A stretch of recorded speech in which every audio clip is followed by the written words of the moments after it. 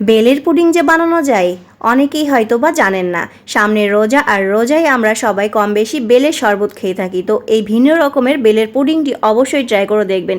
এখানে একটি পাকা বেল নিয়েছি। এখন বেলের ভিতর থেকে আঁশগুলো আমি ছাড়িয়ে নেব।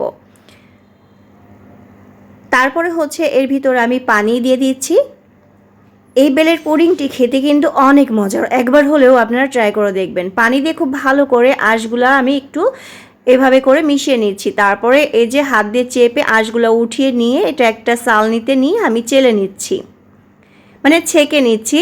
এই যে উপরের যে আঁশগুলো আছে সেগুলো আমি এখন ফেলে দেব। আর এখন আমি চুলার পরে একটি কড়াইয়ে এই বেলের রসটা দিয়ে দিচ্ছি। এখানে 3 কাপ বেলের রস আমি নিয়েছি।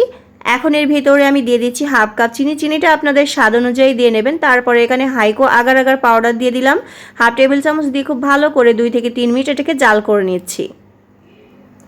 তো এটা কিন্তু হয়ে গিয়েছে। এখন আমি নামিয়ে নিচ্ছি। এখন আমি একটা বাটিতে নিয়ে নেব আর সাথে এরকম ছোট অন টাইম গ্লাসে নিয়ে নিচ্ছি। তো এখন এটাকে আমি 20 মিনিটের মতো রেস্টে রেখে দেবো। 20 মিনিটের ভিতরেই কিন্তু এটা জমে গিয়েছে, দেখতে পাচ্ছেন। দেখতে কতটা সুন্দর লাগছে আর খেতেও কিন্তু অনেক মজার। সারাদিন রোজা থেকে এরকম সন্ধ্যার সময় ইফতারেতে ঠান্ডা ঠান্ডা ডেজার্ট হলে শরীর মন পুরোটাই ঠান্ডা হয়ে যাবে। অবশ্যই ট্রাই করে দেখবেন, আশা করি আপনাদেরও ভালো লাগবে।